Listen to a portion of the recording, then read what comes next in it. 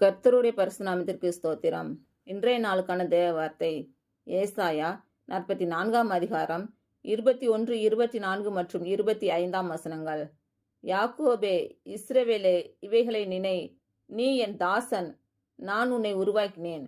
நீ என் தாசன், இஸ்ரவேலே, நீ என்னால் மறக்கப்படுவதில்லை.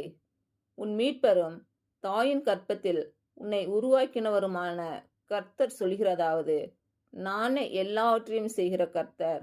நான் ஒருவராய் வானங்களை விரித்து நானே பூமியை பரப்பினவர்.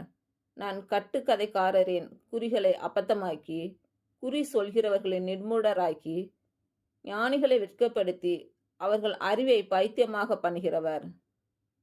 இன்று பிறந்த நாள் மற்றும் திருமண நாள் காணும் அனைவருக்கும் இயேசு கிறிஸ்து நாமத்தினாலே வாழ்த்துக்கள். கர்த்தர் உங்கள் பலவீனங்களை மாற்றி உங்களுக்கு பலத்தை கட்டளையிடுவாராக.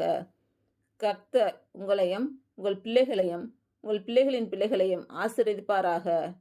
கர்த்தர் உங்களோடு இருந்து உங்கள் பணிகளையும் பயணங்களையும் ஆசீர்வதிப்பாராக. ஆமேன்.